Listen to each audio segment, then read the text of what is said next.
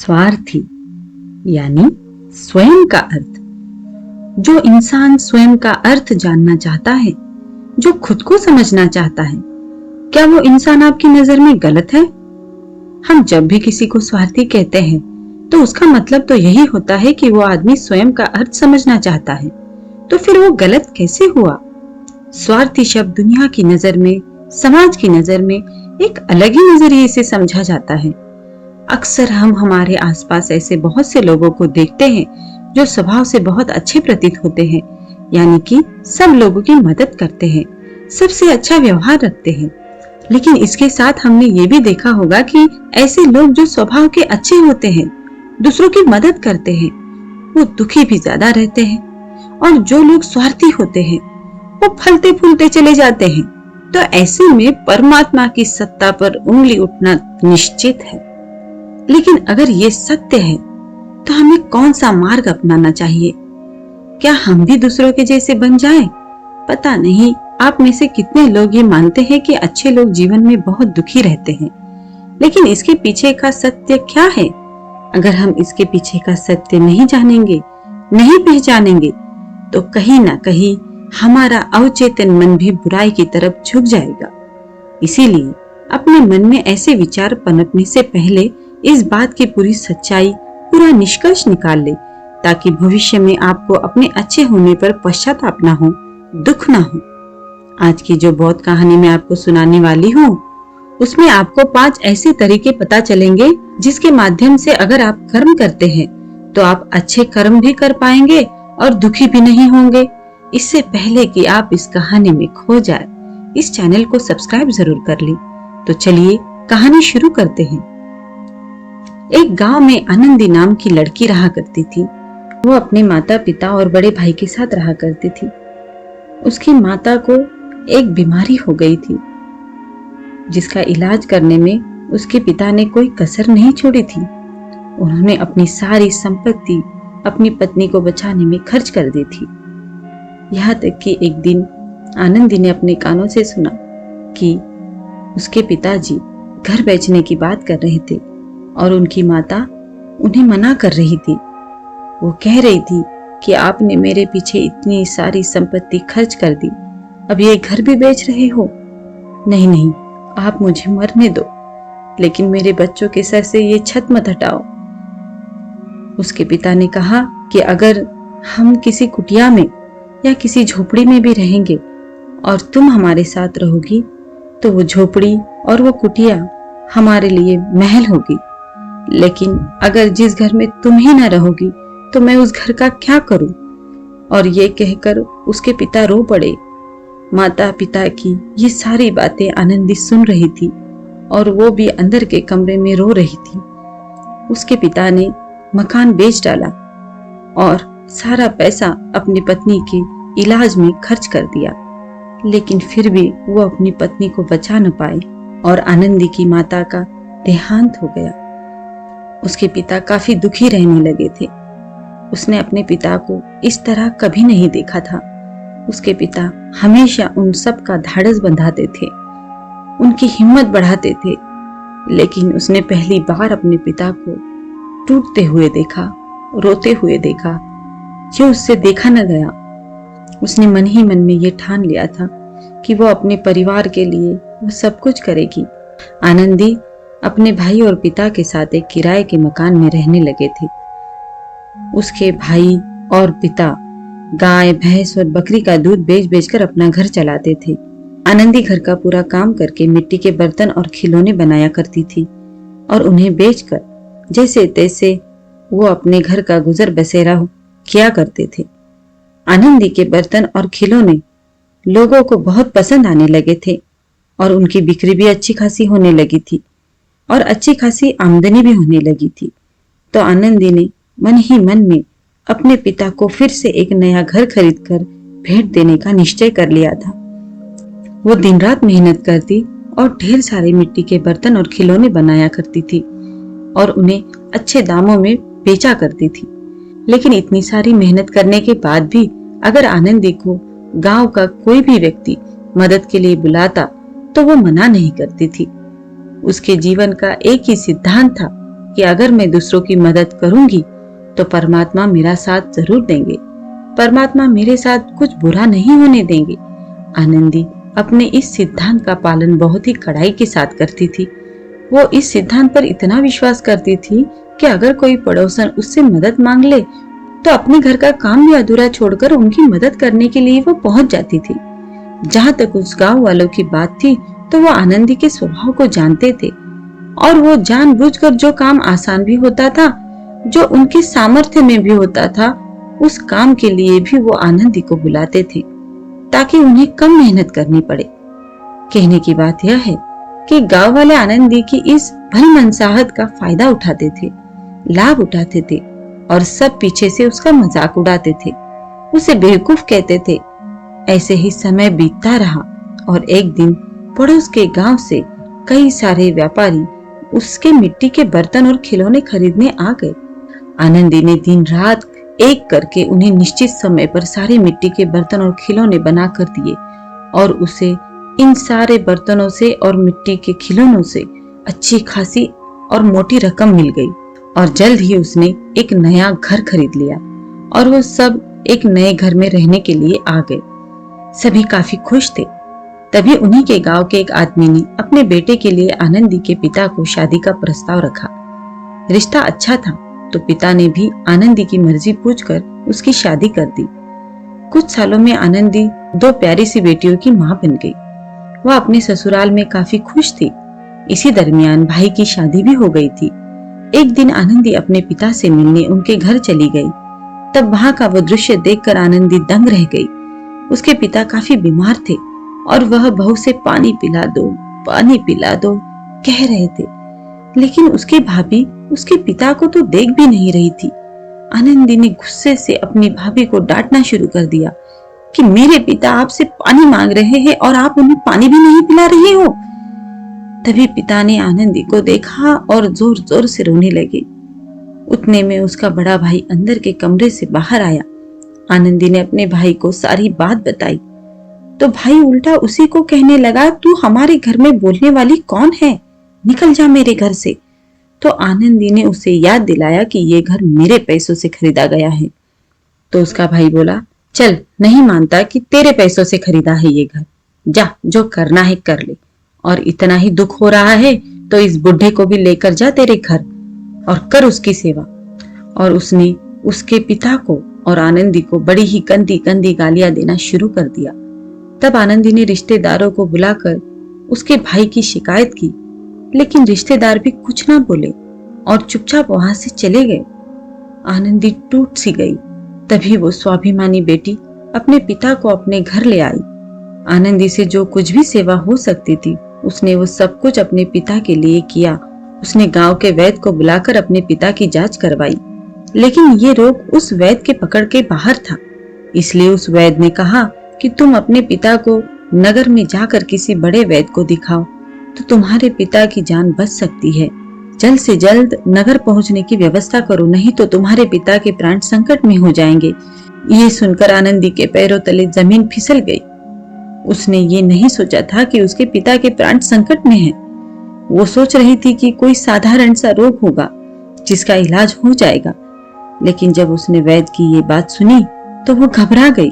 अब पिता को नगर तक कैसे लेकर जाए, क्योंकि उसके पिता की हालत बिल्कुल चलने की भी नहीं थी।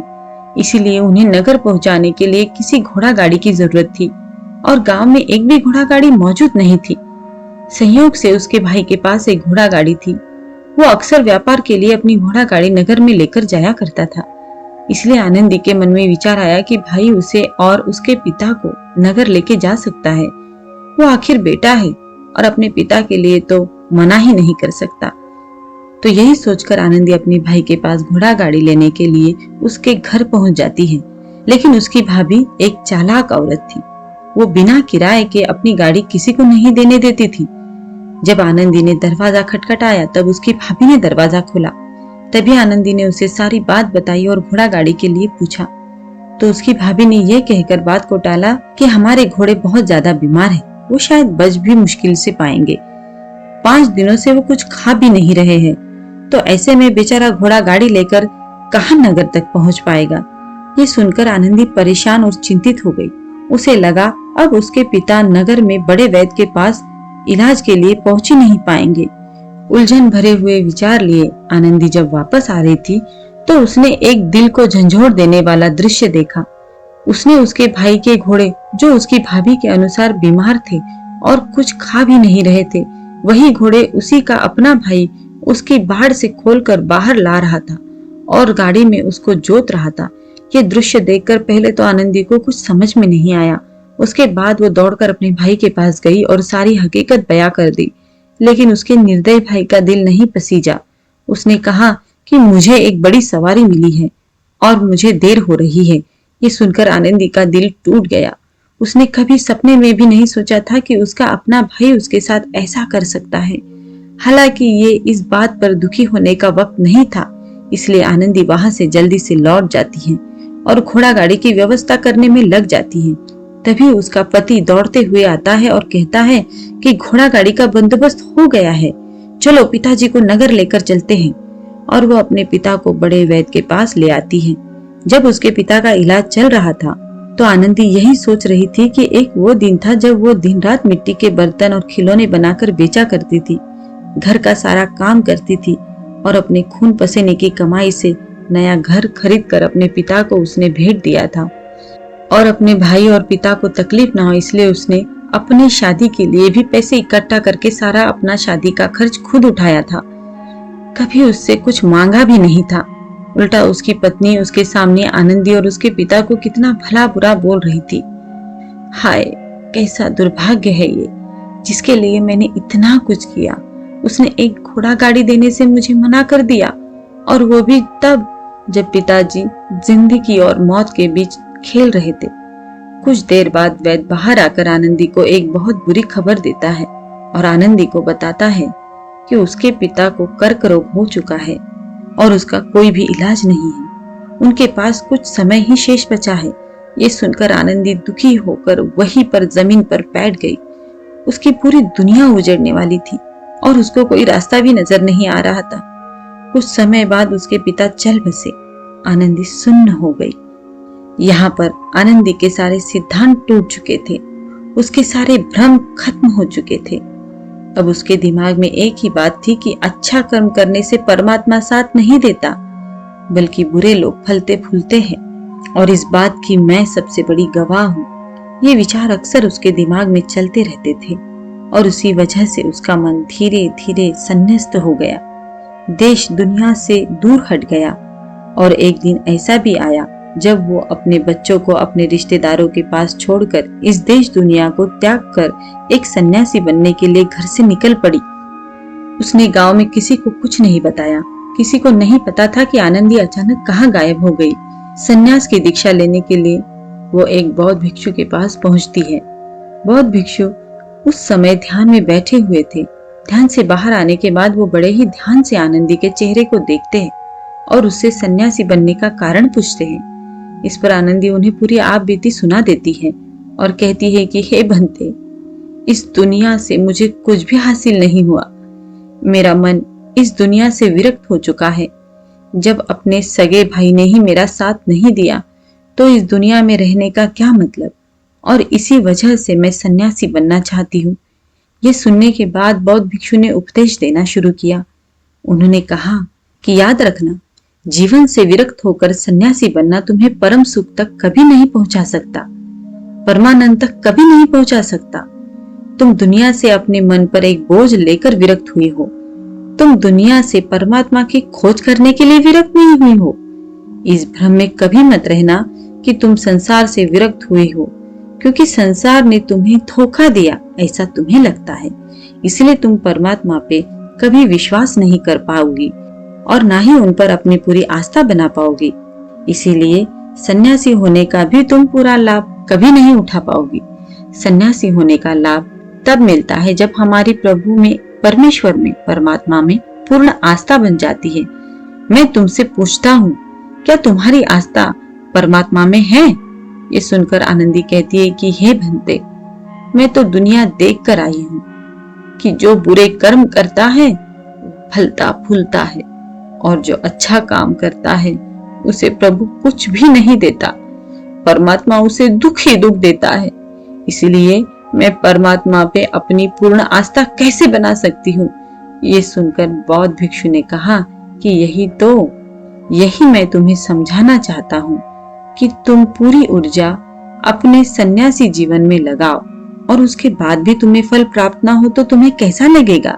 इसीलिए किसी की भी मदद करने के मैं 5 सिद्धांत तुम्हें बताता हूँ। ये 5 सिद्धांत समझकर संसार में वापस लौट जाओ और संसार में एक गृहस्थ जीवन जियो। उसके बाद ही सन्यासी जीवन का उदय होता है। जब हम अपने गृहस्थ जीवन को पूर्ण रूप से समझ लेते हैं और अपनी जिम्मेदारियों का निर्वाह कर लेते हैं। और ये कहकर बौद्ध भिक्षु ने कहना शुरू किया कि जब तुम किसी की सहायता करते हो, किसी की मदद करते हो, तो उसमें सबसे पहली बात, सबसे पहला सिद्धांत जो ध्यान में रखने का होता है वो ये है कि किसी की भी मदद करते वक्त, किसी की भी सहायता करते वक्त कभी भी उससे उम्मीद मत रखना। ये मत सोचना कि आज मैंने उसकी सहायता कर दी, मदद कर दी, तो कल बदले में ये भी मेरी सहायता करेगा, मेरी मदद करेगा। अगर तुम ऐसा सोचोगे तो तुम्हें जीवन में दुखों का सामना करना ही पड़ेगा, क्योंकि एक नहीं तो दूसरा या दूसरा नहीं तो तीसरा कोई ना कोई तुम्हारी उम्मीद जरूर तोड़ेगा। और वास्तविकता में वो मदद या वो सहायता नहीं होती है, वो हमारे लालच का ही एक रूप होता है। हम उसकी सहायता या मदद निर्भाव तरीके से नहीं कर रहे हैं।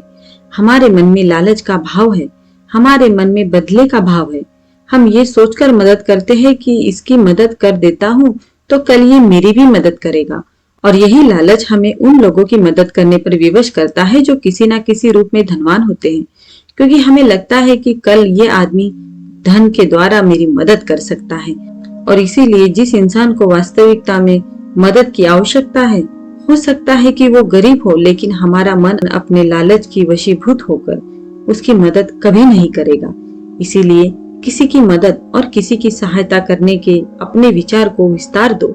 केवल एक प्रकार के वर्ग के लिए अपनी सहायता या अपनी मदद पेश मत करना, वो सबके लिए समान होनी चाहिए। जरा सोचो, एक तरफ तुम्हारा मित्र है जिसके पास धन है, संपदा है, और दूसरी तरफ एक कोई गरीब औरत हो जो भूखी बैठी हुई है। तुम्हारा दोस्त तुमसे कहता है कि यार आज तो खाने के लिए अच्छे अच्छे पकवान मंगवा लो बाजार से, और दूसरी तरफ वो औरत तुमसे 2 सूखी रोटी मांग रही है, तो तुम किसकी मदद करोगे? कौन मदद का हकदार है? सबसे पहले हमारा कर्तव्य बनता है कि उस औरत की भूख मिटाए। लेकिन अक्सर इंसान ऐसे नहीं सोचता। वो अपने दोस्त को खिला देगा, उसको बाजार से बहुत महंगी वस्तु मंगा के दे देगा, लेकिन किसी गरीब को उसकी भूख मिटाने के लिए पैसा या धन नहीं देगा। दूसरी बात जो ख्याल में रखने की है वो ये कि सहायता करते वक्त हमारा लालच कभी भी उसके साथ नहीं जुड़ना चाहिए। अक्सर हम जब किसी की मदद करते हैं तो हमारा लालच और हमारा स्वार्थ ही उसके साथ जुड़ा हुआ रहता है, और हम अपने भविष्य की योजना तैयार करके उस आदमी की मदद करते हैं। हम ये सोचते हैं कि अगर मैं इसका ये काम करूंगा तो भविष्य में ये आदमी मेरा वो काम पूरा कर देगा, और वो सहायता, वो मदद बिल्कुल भी परमात्मा के द्वार को नहीं खटखटाती, क्योंकि वो लालच है। जाहिर है आप अपने आप को धोखा देने के लिए अपने लालच को एक सहायता, एक मदद का रूप दे रहे हैं। तीसरी बात जो ख्याल में रखने की है वो ये कि अपने सामर्थ्य के हिसाब से दूसरे की मदद करें। कभी भी एक गृहस्थ व्यक्ति को किसी की इतनी भी सहायता नहीं करनी चाहिए जिससे कि उसका परिवार और उसके बच्चे कष्ट में जीवन बिताएं। सबसे पहला फर्ज हमारा होता है अपने परिवार को सुखी रखना, उनकी जरूरतें पूरी करना, और उसके बाद दूसरों की मदद करना आता है। लेकिन कुछ लोग दूसरों की मदद पहले करते हैं और अपने परिवार को तवज्जो कम देते हैं, जिससे कि परिवार में लड़ाई झगड़े आए दिन पनपते रहते हैं, और ये सब हम समाज में देखते रहते हैं अपने आसपास। अगली बात जो ख्याल में रखने की होती है वो ये कि अपना कर्म, अपनी जिम्मेदारियां पहले निभानी होती है। हम अपना कर्म, अपना काम छोड़कर पहले दूसरों की मदद करने के लिए चले जाते हैं, और जब दूसरा बदले में हमारी मदद नहीं करता तो हमारा दिल दुखी हो जाता है। हम सोचते हैं कि मैंने तो अपना काम छोड़कर इस आदमी की मदद की थी और वो आदमी मेरी मदद ही नहीं कर रहा है। इसीलिए अपना कर्म सर्वोपरि, अपना कर्म सबसे ऊपर, क्योंकि वही काम करने के लिए इस दुनिया में हमारा जन्म हुआ है। और सबसे आखिर में जो बात समझने की है वो ये कि परमात्मा की मर्जी से ही सब कुछ होता है। हमारा कर्तव्य है कि अपने कर्म को करते जाना। करनी धरनी तो ऊपर वाले के हाथ में है, इसलिए जो कुछ भी होता है सब ऊपर वाले पे छोड़ दो। अगर तुम्हें कोई धोखा भी देता है तो ये समझकर चलो कि वो सब ऊपर वाले की करनी होती है। आप ये मान के चलो कि मैं करता नहीं हूँ, मैं तो एक माध्यम हूँ। करवाने वाला तो वो है, उसके सामने किसकी मर्जी चली। जब ये आस्था, ये विश्वास हमारे मन में पनपने लगता है तो हमारी सारी शिकायतें दूर हो जाती हैं, क्योंकि इस दुनिया में जो भी होता है अच्छे के लिए होता है। जो भी हो रहा है अच्छे के लिए हो रहा है और जो भी होगा अच्छा ही होगा। चाहे हमारी बुद्धि आज वर्तमान में इस सिद्धांत को ना समझ पाए, लेकिन जीवन में कभी ना कभी किसी न किसी मोड़ पर आपको जरूर ये एहसास होगा कि जो कुछ हुआ था वो अच्छे के लिए ही हुआ था। इसीलिए सारी शिकायतें दूर कर दो और बस अपना कर्म करते जाओ। अपने गृहस्थ जीवन को पूर्ण रूप से जी लो और उसके बाद ही सन्यासी जीवन की नींव होती है। इसके बाद बौद्ध भिक्षु ने आनंदी को कहा कि वापस अपने गांव लौट जाओ, अपनी बेटियों को वापस ले आओ, उन्हें पालो पोसो, अपने बच्चों को वापस लेकर आओ, बच्चों का पालन पोषण अच्छे तरीके से करो। ये सुनकर आनंदी अपने बच्चों के साथ गांव में वापस लौट आती है। गांव में किसी को खबर नहीं थी कि आनंदी कहाँ पर गई हुई थी और वो क्या ज्ञान लेकर वापस लौटी है। लेकिन अगले दिन सुबह सुबह गांव वालों ने आनंदी के चेहरे पर एक अलग ही आनंद, एक अलग ही आभा पाई। तो दोस्तों, कैसे लगी ये कहानी आपको? कमेंट सेक्शन में जरूर बताना और अच्छी लगी तो इस चैनल को सब्सक्राइब जरूर करना और बेल नोटिफिकेशन जरूर प्रेस करना। तो मिलते हैं किसी अगली कहानी में, तब तक के लिए अपना ख्याल रखें।